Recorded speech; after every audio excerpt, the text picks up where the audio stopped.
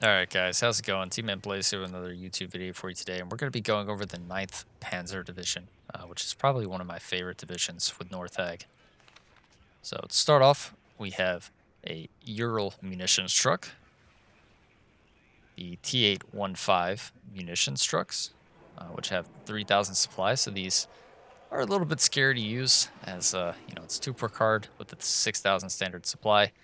But yeah, if you lose one of these with 3,000 supply, it's going to hit pretty hard. They are very cost efficient for what they are, though. As we see, 1,000 times that by 2, you get 80. So you're basically getting 1,000 extra supply, not having to spend the 40 points for it. So pretty nice there. Then we have a BMP-1K SP2. Some SPW commands here, very fast, nice availability. SPW 60 as well. And then just a felt depot.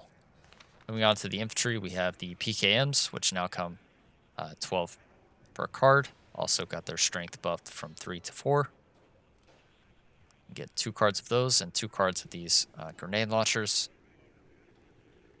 Have just kind of a standard 4-man smoke grenade CV unit here. Comes in a variety of transports, including the new little BMP-1PD with a Conquerors slapped on top, instead of the one that comes in 7th, but just the 17-pin ATGM. This one specific to the 9th Panzer Division. Some Mach-Schützen with a really nice availability curve of 10.75, which can also come in the new BMP-1PD. And then one of my favorite things about this division is the fact the East Germans can finally get some BMP2s. So very nice infantry squad as well, with a 21-pin RPG-27, 2 LMGs. Yeah, this is a very strong squad.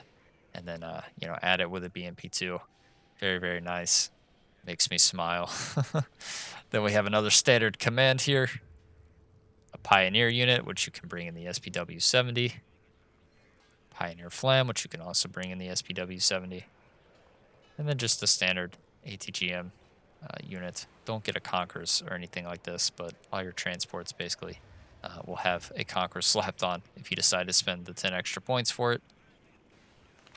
Moving on to the artillery tab, we have some smoke with the 120mm mortars. Some 122s. The 152s. A Massive Warfare RM70.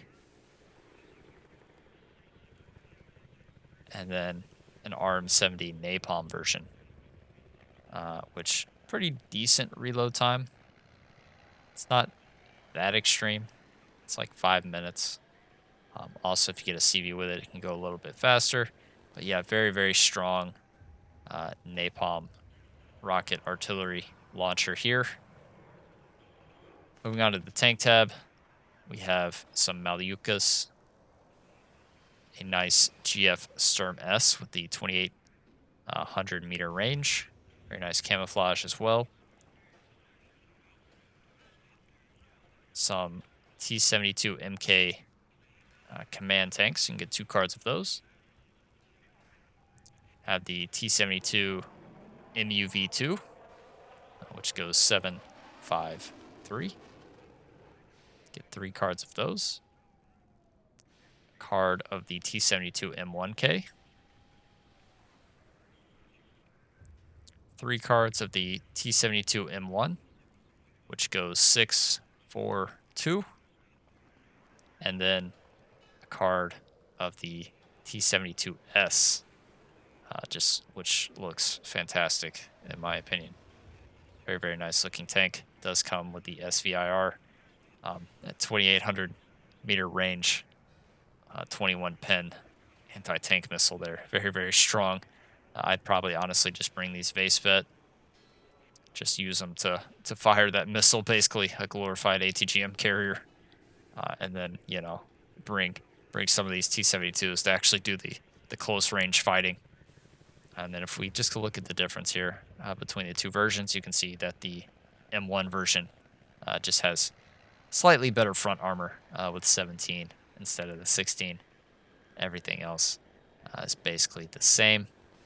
The other major difference I'd say, though, is the availability curves are slightly different, as you can bring 3 at the max vet of the ones with the 16 armor versus only 2 at the max vet with the 17 armor. And if you go down a vet, you can see just the availability. Just decide if you want the 1 extra tank or the 1 extra side armor. Personal preference. Moving on to the recon tab, we have an MI2, an MI2 adder. I'm just going to skip to the MI8 here,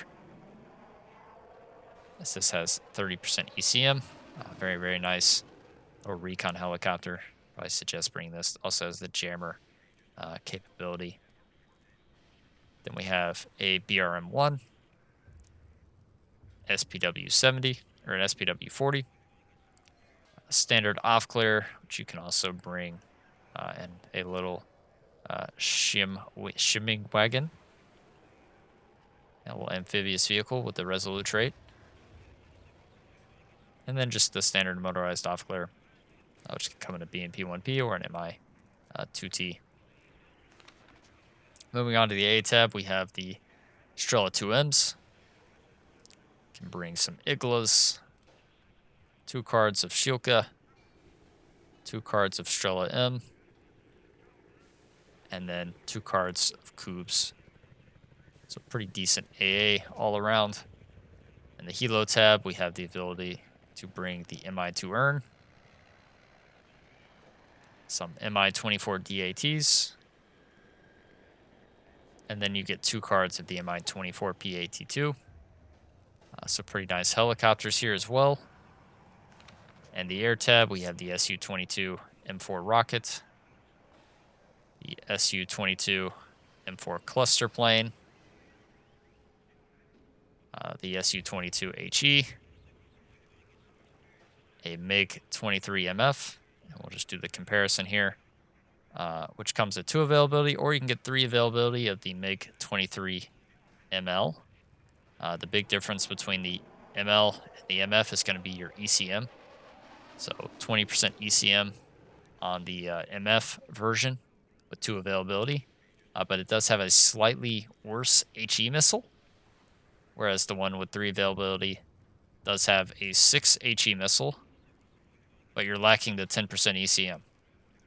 So I personally think both of these should probably be 3 availability, as there's not that much of a trade-off. I'd rather just have the extra plane. So if I do bring these, I'd probably just bring this one with the better HE missile, but the slightly worse ECM. I don't have the best RNG in the game anyways.